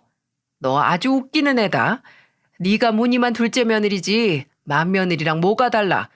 내가 항상 말하지만 맏며느리처럼 집안을 좀 챙겨봐. 요즘 어느 집 맏며느리가 삼계탕을 해서 시댁을 가요. 그리고 저 젖먹이 보느라 정신이 하나도 없어요. 제 밥은 언제 먹었나 기억도 안 난다니까요. 제가 적당한 곳에 주문해드릴게요. 저는 대뜸 전화해서 중복이니까 삼계탕을 해오라는 어머님의 말에 당황스러웠어요. 집에서 놀고 싶어서 육아휴직을 쓴 것도 아니고 그야말로 아이를 보려고 쓴 휴가인데 대단한 며느리 노릇을 원하시는 어머님을 도저히 이해할 수 없었죠. 게다가 저한테 매번 맏며느리 노릇 똑바로 하라면서 훈수를 두셨어요. 아주버님이 이혼해서 큰며느리도 없고 백수건달 큰아들 결혼 못할 것 같으니까 저한테 큰며느리처럼 집안을 두루 챙기라면서 말씀하셨던 겁니다. 정말 기가 막히지 않나요? 저는 둘째 며느리인데도 늘 큰며느리 노릇 안 한다면서 구박을 받아야만 했어요. 하지만 요즘 누가 큰며느리라고 집안을 두루 챙기고 삽니까? 제 가정 꾸리고 먹고 살기 바쁜 세상에 말이죠. 그리고 어머님과 아버님이 제게 바라는 건 이게 끝이 아니었어요. 아버님이 어느 날 남편이 전화를 안 받는다며 제게 전화하셔서 이런 말씀을 하셨어요. 다른 집 며느리들은 말 안 해도 척척 용돈도 보낸다는데 너는 왜 시집 오고 한참 지났는데 아무 소식이 없어? 용돈 안 보낼 거야? 아버님, 공무원 월급 빤한데 어떻게 아버님 용돈까지 챙겨드려요? 저희 애 낳고 들어가는 돈이 얼마나 많은 줄 아세요? 그 쪼매난 애한테 돈이 들어가면 얼마나 들어간다고 엄살이야. 제가 정말 작정하고 엄살 부려 볼까요? 저도 아버님한테 생활비 보태달라고 부탁 안 할 테니까 아버님도 저희한테 용돈 얘기 좀 그만하세요. 저도 정말 먹고 살기 힘들어요. 며느리가 손이 작으니까 살림도 쪼들리게 하는 것 좀 봐. 월급이 작아서 남편 용돈도 없는데 아버님 용돈을 어떻게 드려요? 목구멍이 포도청이니까 용돈 바라지 마세요. 하루 종일 밥 달라고 우는 애를 달래다가 늦은 저녁 매번 용돈 타령하면서 전화하는 아버님 전화에 화가 나고 말았습니다. 정말 그때는 애가 둘이나 되는 줄 알았어요. 갓 태어난 아들은 밥 달라고 울고 아버님은 또 돈 달라고 우는 것처럼 들렸거든요. 그러니 제가 말이 곱게 나갈 리가 있었겠어요? 그랬더니 명절 분위기가 거의 전쟁터나 다름없었어요. 이 사연을 듣는 분들 중에 시누이 있는 집안의 명절 풍경은 어떠신가요? 저희 시댁은 시누이와의 전쟁이었어요. 바로 어머님 때문에 생긴 싸움이죠. 명절에 힘들게 전에 나물에 만들고 있으면 꼭 시누이가 뒤늦게 나타났어요. 손이 많은 집안도 아니고 어머님이랑 둘이 해야 되는 거 뻔히 알면 결혼도 안 한 시누이가 도와줄 수 있는 거 아닌가요? 저 그때 둘째 임신했을 때였는데 가스레인지 앞에서 땀 뻘뻘 흘려가면서 일했어요. 앉았다 일어나는 것도 힘들었는데 땅이 꺼져라 절로 한숨이 나오더군요. 그런데 그런 저를 보면서 어머님이 한 소리 하셨습니다. 너는 그거 좀 했다고 재수없게 명절에 한숨을 그렇게 쉬니 집안에 재수 옮붙으려고 그러는 거야? 그게 아니라 몸도 붓고 허리도 아프고 힘들어서요. 임신 처음 해보는 것도 아니고 뭐가 힘들다고 엄살이야? 첫째는 어떻게 낳았나 몰라. 맞은데 또 맞는다고 안 아픈 거 아니잖아요. 임신해봤다고 안 힘든 사람이 어딨어요. 어머님은 그럼 막내 아가씨 낳으실 때는 진통도 안 겪으셨겠네요. 얘가 말하는 것 좀 봐. 지금 나랑 해보자는 거지? 임신했다고 유세 떠는 거야 뭐야? 유세 떠는 게 아니고 힘들다고요. 저 좀 그만 쉴게요. 저는 몸이 너무 힘들어서 남편이 있는 방으로 들어가서 누웠어요. 정말 허리가 끊어질 것 같아서 더 이상은 뭘 할 수가 없었어요. 몸이 힘드니까 친정으로 도망치고 싶었죠. 그런데 그때 하루 종일 방구석에서 늘어지게 잠만 자던 시누이가 드디어 방에서 나오는 소리가 들리더군요. 집이 운동장만큼 넓은 것도 아니고 요리하는 소리가 들리면 나와서 도와줄 수도 있는 거 아닌가요? 시누이는 자다 일어난 목소리로 밥 달라면서 어머니께 투정을 부리는 것 같았어요. 그랬더니 어머님이 어떻게 하셨는 줄 아시나요? 겨우 방에 들어가서 쉬고 있는 저를 부르시는 겁니다. 진짜 어처구니가 없었어요. 어머님은 저에게 시누이 밥 좀 차리라며 부르셨고 어이가 없던 저는 방문을 벌컥 열고 나가서 소리쳤습니다. 아니 식구들 밥 다 먹은 지 얼마나 됐다고 또 밥을 차려요. 네 시누 밥 안 먹었잖아. 당연히 또 차려야지. 너는 이런 것도 안 배우고 왔어? 하긴 엄마 없이 자란 애가 그렇지 뭐. 다 내가 참을 인자 그려가며 가르쳐야 알겠지. 아유 답답해서 원. 어머님 보고 자란 시누이 보니까 가정교육은 엄마가 없을 때보다 못한 것 같아요. 저는 그래도 할머니랑 같이 자라서 명절에 해 저물도록 잠이나 자라고 배우진 않았거든요. 어머님께서 제게 엄마 없이 자란 애가 다 그렇다면서 이야기를 하니까 저도 화가 났어요. 솔직히 며느리한테 가정교육 운운하며 화를 내는 건 선을 넘은 거 아닌가요? 그래서 저도 어머님께 똑같이 말씀드렸던 거죠. 일하다가 늦은 것도 아니고 그냥 늦잠 자다 일어난 시누이 밥상은 정말 차리기 싫었답니다. 제 말을 듣고 어머님은 노발대발 화를 내셨고 저는 아랑곳하지 않고 남편이 있던 방으로 들어갔어요. 그리고는 서럽게 엉엉 울어버렸습니다. 그랬더니 어머님도 더 이상 뭐라고 하지 않으셨어요. 그런데 정말 몸과 마음이 힘들었던 날이었습니다. 며느리 마음은 며느리가 제일 잘 알아준다던데 저한테도 형님이 생기길 바랬어요. 하지만 백수건달 서방님이 장가를 가기는커녕 일이나 다시 시작할 수 있을까 싶었죠. 그런데 어느 날 갑자기 아주버님이 결혼할 여자라면서 인사하러 온다는 거였어요. 사실 아주버님이 키도 크고 잘생긴 얼굴에 꾸밀 줄도 알아서 여자가 끊이질 않았거든요. 그래서 백수인데도 늘 연애는 계속하고 있었어요. 저는 가족인데도 그게 참 신기하더라고요. 요즘 같은 세상에 돈 없는 남자 누가 만나나 줍니까? 번지르르 생긴 데다 말도 청산유수로 하니까 여자가 끊이질 않았습니다.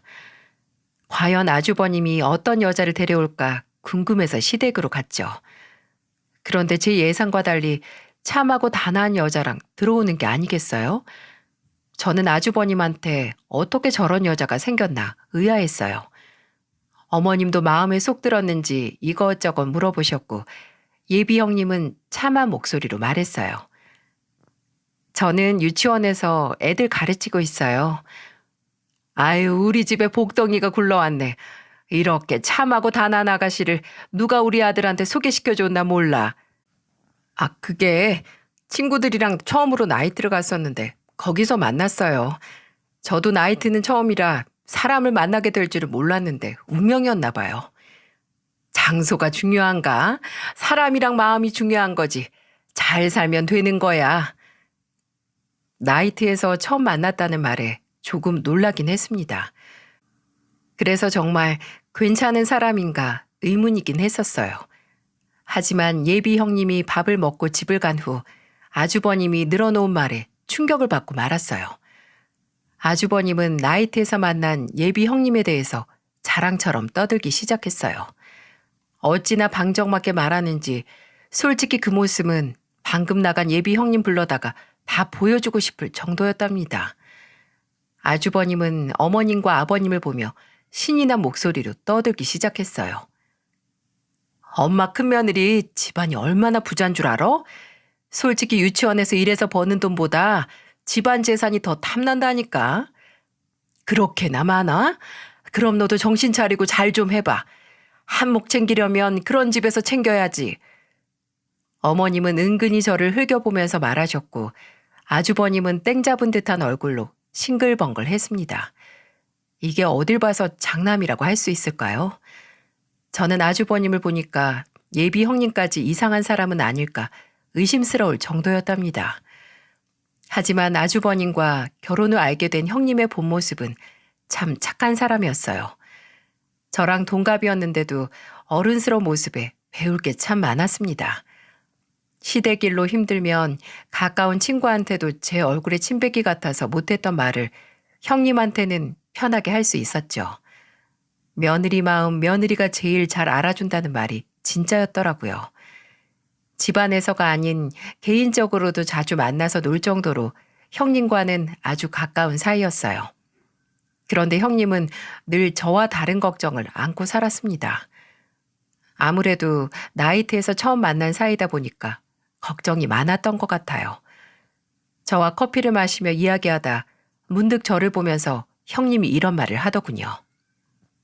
워낙 사람들 만나서 노는 것도 좋아하는데 말도 재밌게 얼마나 잘하는지 저러다가 어디서 바람 필까봐 걱정이야. 에이, 그래도 형님 임시까지 했는데 누가 임신한 부인 두고 한눈을 팔겠어. 괜한 걱정하지 마. 뱃속 아가도 엄마가 불안하면 편하게 못 있어. 저는 걱정하는 형님을 어르고 달래줬어요. 그런데 사태는 점점 더 심각해져만 갔습니다. 임신 초기였던 형님의 불안한 걱정은 점점 현실로 나타나기 시작했어요. 보통 부인이 임신했으면 가정에 충실해야 하는 거 아닙니까? 형님은 임신 중인데도 눈물 마를 날이 없었죠. 제가 그럴 때마다 형님네로 가보면 아주버님은 머리카락 한 올도 보이지 않았어요. 임산부가 마음 편할 날이 없어서 그런가 형님은 수척해 보이기까지 했고요. 저도 애를 둘이나 낳고 키워보니까 임신했을 때는 별게 다 서럽더라고요. 그런데 이렇게 집에 오지도 않고 밖으로 도는 아주버님을 보면서 형님이 얼마나 힘들었겠어요. 하지만 아주버님이 겨우 집에 들어와도 형님을 무시하기 일쑤였죠. 어느 날 아침부터 형님이 울면서 전화를 한 거예요. 저는 울고 있던 형님 목소리를 듣고 깜짝 놀란 목소리로 물었습니다. 아니 무슨 일이야? 아주버님 집에 안 들어온 거야? 들어왔는데 나를 완전 개무시해. 임신해서 살쪘다고 쳐다도 보기 싫대. 세상에 임신한 사람한테 다이어트 좀 하라는 사람이 남편이야? 나 진짜 서러워서 못 살겠어. 아니 그런 말이 어딨어. 임산부가 한 입이라도 더 먹어야지. 신경 쓰지 말고 무조건 하루에 5끼는 더 챙겨 먹어. 진짜 너무한다. 한 번만 더 그러면 내가 쫓아갈게. 형님한테 큰 소리를 뻥뻥 치면서 위로를 해줬어요.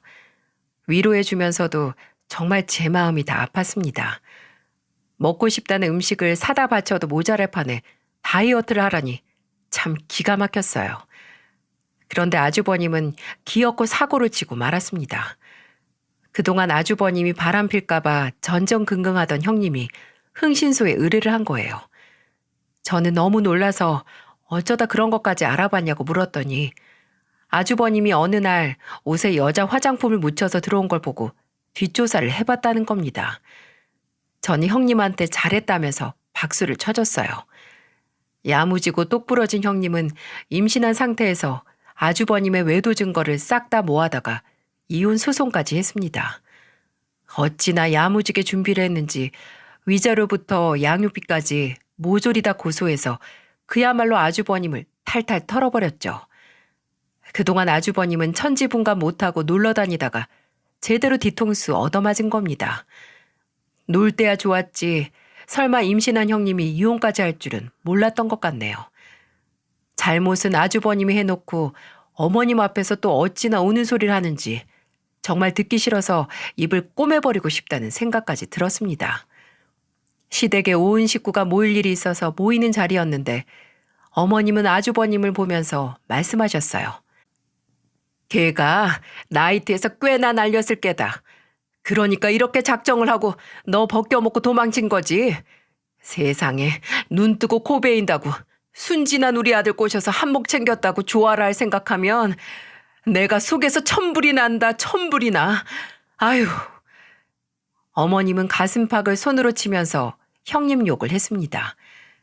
처음에 형님네 집안 잘 살아서 벗겨먹을 생각했던 사람은 어머님이랑 아주버님이었는데 결국 당한 건 본인들이라며 화를 내더군요. 저는 형님 욕하는 어머님과 아주버님이 우스웠어요.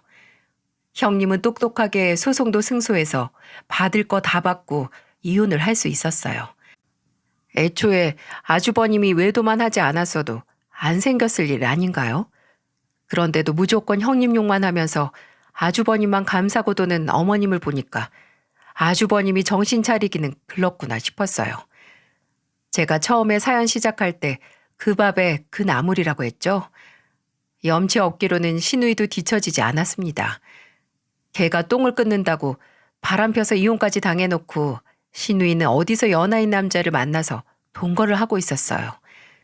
이 정도면 남자 없이는 한시도 못 사는 바보라고 해도 과언이 아니지 않을까요?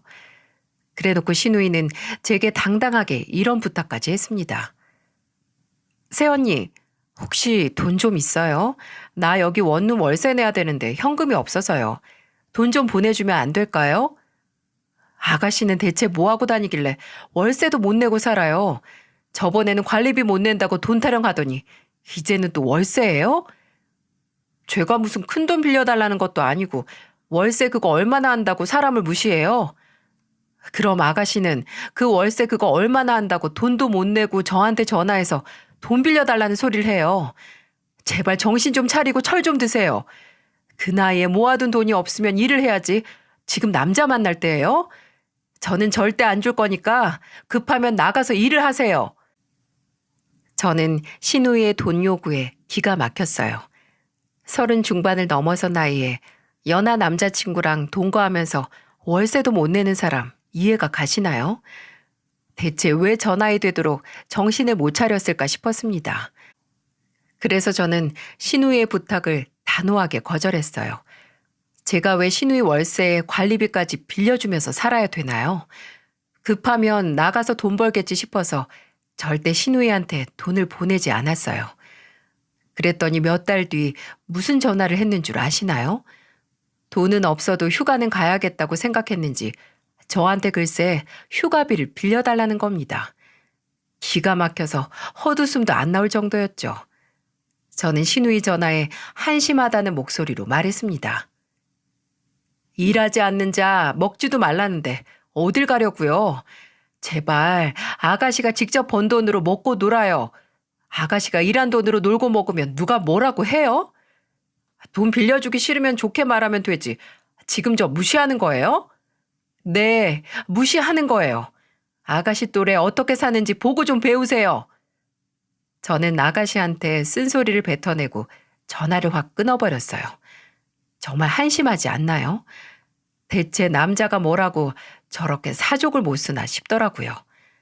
전생에 남자 못 만나서 죽은 처녀 귀신이 붙은 것도 아니고 정말 이해가 안 갔어요. 그때까지만 해도 남편한테 형제복 참 없다고 생각했습니다. 그래도 제 남편만큼은 정신 제대로 바뀌었구나 싶었죠. 하지만 콩 심은 데 콩 나오고 팥 심은 데 팥 나온다고 제 남편도 크게 다르지 않더군요. 저는 꿈에도 몰랐어요. 결혼 생활 14년 차에 날벼락 같은 일이 생길 거라고 생각도 못했습니다. 점점 무심하게 변해가는 남편을 보면서 사람을 10년 넘게 한결같을 수 없다고 스스로 위안 삼으려고 했어요.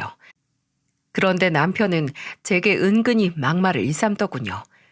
출근 준비를 하는 저를 보면서 남편이 이렇게 말했어요. 당신은 눈가에 주름이 자글자글하다. 아유, 늙었다 늙었어. 마탱이가 갔어. 그러는 당신은 탱탱하고 같이 늙어가는데 누가 누굴 지적해?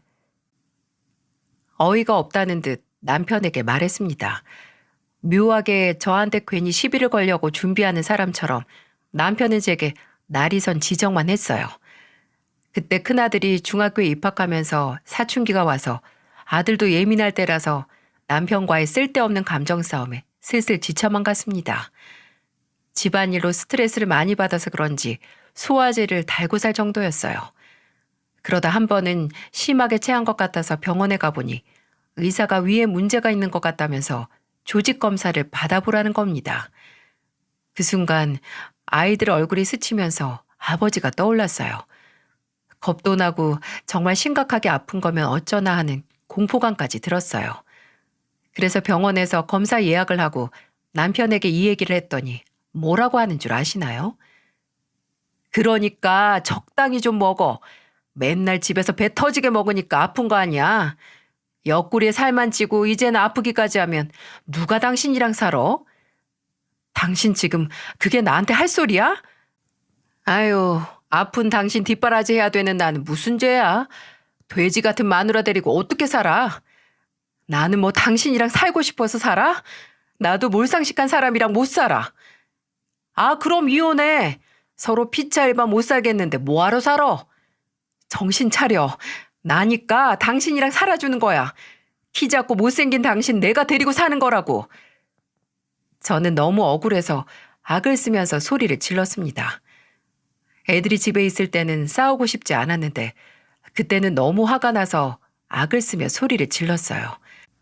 그런데 아들 두 놈 다 남편에게 말 좀 가려하라며 화를 낼 정도였습니다.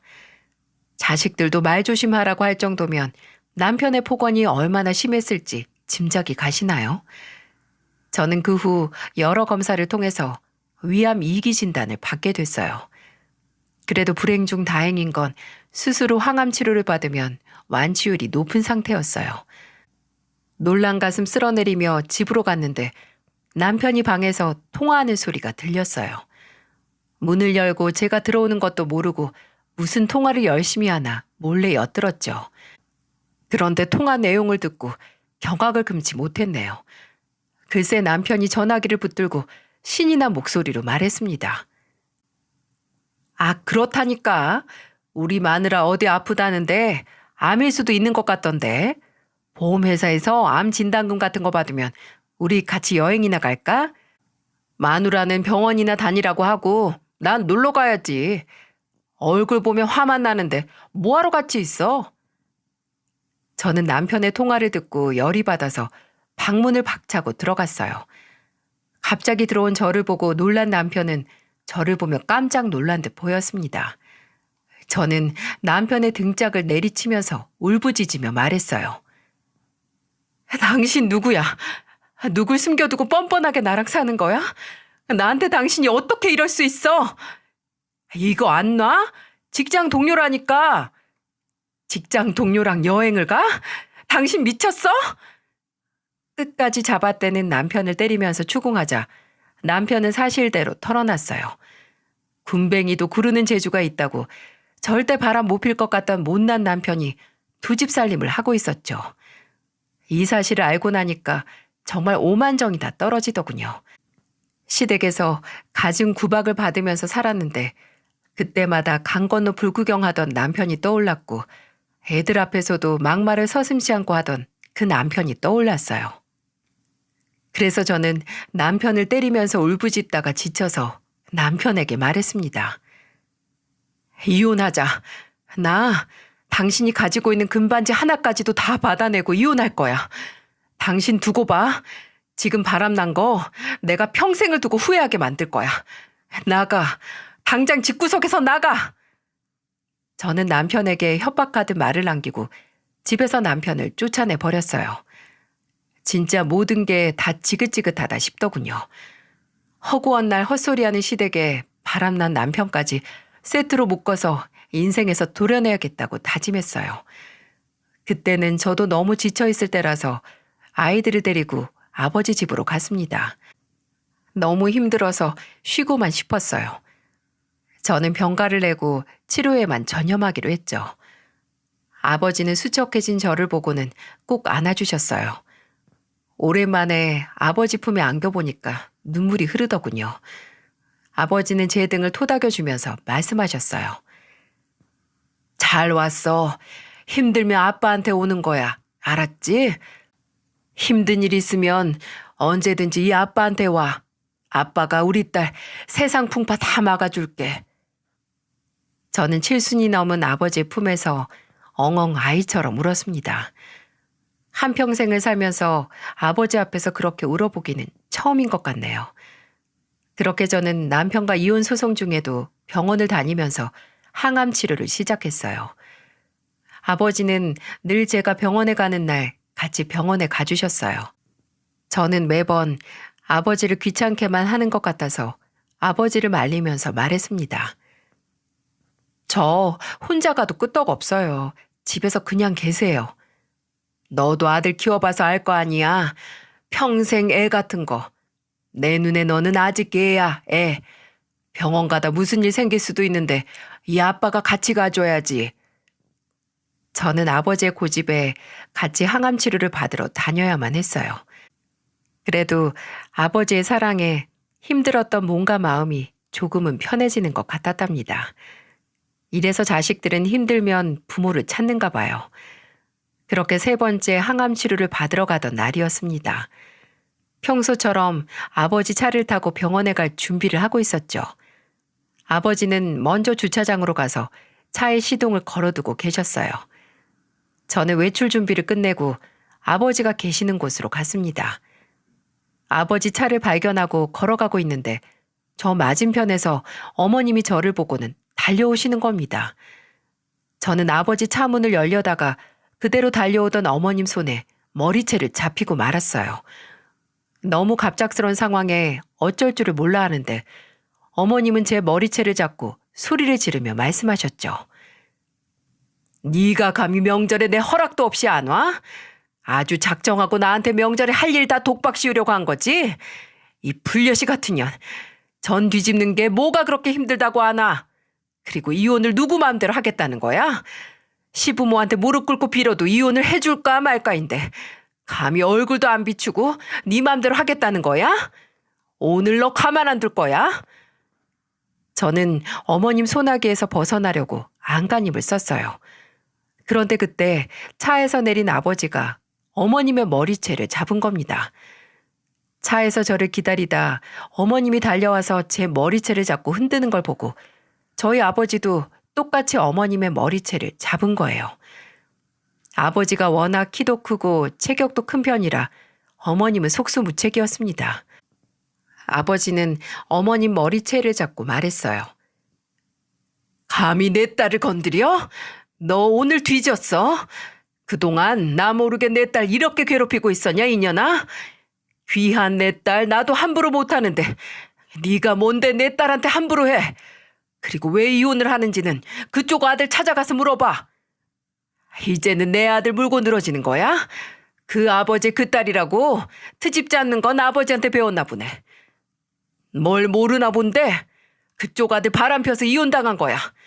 누구 하나 잡아서 분풀이하고 싶으면 당신 아들한테 가서 하라고. 한 번만 더 아픈 내 딸 찾아와서 행패 부리면 걸어서 집에 못 갈 줄 알아. 그날 아버지는 어머님 머리채를 어찌나 세게 잡았는지 어머님 머리가 한 움큼이나 뽑혔습니다. 저는 14년을 이런 시댁과 연을 맺고 살았다는 게 참 후회스러웠어요. 저는 어머님이 왜 달려왔나 했는데 남편이 이혼당해놓고 사실을 정확히 말 안 해서 벌어진 일이었어요. 결국 남편은 어머니께 사실대로 뒤늦게 털어놓은 거죠. 정말 저희 시부모님들 자식 농사 놀랍지 않습니까? 세 남매가 나란히 바람피고 이혼당했다고 하면 누가 쉽게 믿기나 할까요? 하지만 불행은 여기서 끝이 아니었어요. 저희 아버지는 바람핀 놈 용서 못하겠다면서 사내 게시판에 익명으로 남편의 외도 사실을 다 적어서 올렸어요. 발 없는 말이 천리까지 간다고 소문은 삽시간에 퍼졌어요. 그리고 그동안 아무리 익명으로 올려도 회사에 바람피는 놈이 흔하겠습니까? 그동안 남편이 두 집 살림 한다는 소문이 있었는데 익명 게시판에 떡하니 올라오니까 소문이 사실이 된 거죠. 그래서 결국 남편은 얼굴도 못 들고 다닐 정도로 소문이 퍼져서 예전처럼 근무하기 어려운 상황이 된 겁니다. 남편은 공무원 품위 유지 위반으로 중징계를 받게 되자 결국 스스로 사직서를 내고 말았어요. 이로써 시댁에서는 세 남매가 나란히 바람펴서 이혼까지 당하고 백수가 됐습니다. 이 정도면 콩가루 집안 아닌가요? 게다가 어머님과 아버님은 그런 자식들 먹여 살리겠다고 요즘 식당에서 아르바이트를 하고 계시네요. 자식들은 정신 못 차리고 집구석에서 잠만 자는데 다 늙은 시부모님들이 나가서 돈을 벌고 있다니 참 기가 막히더라고요. 근데 생각해보면 이게 다 어머님이 만든 업보 아니겠습니까? 이제는 완전히 남이 된 후라서 시댁도 아닌 완전 남남이죠. 게다가 이혼 소송도 저한테 유리한 방향으로 다 승소했고요. 하지만 승소하면 뭐 하겠어요. 전 남편이 백수라 양육비를 못 받고 있어서 또 한 번 양육비 소송을 하려고 준비 중이랍니다. 정말 이만한 악연도 또 없을 거예요. 저는 이혼 후에 중학생 큰아들과 초등학생 둘째 아들을 아버지와 함께 키우며 예전보다 더 신나게 살고 있습니다. 그리고 이혼하고 나서 한때 형님이었던 친구와 연락이 닿아서 지금 단짝 친구가 됐어요. 마지막으로 본 게 임신했을 때였는데 건강하게 딸을 출산하고 재혼까지 해서 행복하게 잘 살고 있었어요. 저는 단짝 친구처럼 붙어 다니면서 예전보다 더 가깝게 지내고 있네요. 인생은 뿌리 없는 평초라고 하죠. 사람이 살아간다는 건 마치 물 위에 떠도는 개구리 밭과 같은 거라고 하잖아요. 인생이 그만큼 허무하고 믿을 수 없는 일 투성이인 것 같습니다. 전 남편을 믿고 의지했던 만큼 배신감도 컸지만 인생에 영원한 게 어디 있겠어요? 그냥 훌훌 털어내고 이제는 앞길만 보고 살아가려고 합니다. 예전에는 남편이 외도를 했다는 사실에 자다가도 벌떡 일어날 만큼 화가 났어요. 그래도 이렇게 글로 쓰고 나니까 마음이 한결 가볍습니다. 그저 조금이라도 빨리 알아서 빨리 탈출한 거라는 생각도 드네요. 힘든 일도 시각을 달리해서 보면 긍정적인 면도 있더군요. 인생 100년의 고락이 반이라고 나쁜 일 있으면 좋은 일도 꼭 올 거라고 믿습니다. 그러니까 여러분들도 조금 힘들다고 포기하지 마시고요. 힘들었던 만큼 좋은 날이 올 거라고 믿고 힘차게 살아봤으면 좋겠네요. 제 사연 들어주셔서 정말 감사드려요. 들어주신 분들의 앞날에 행운이 가득하길 바라겠습니다.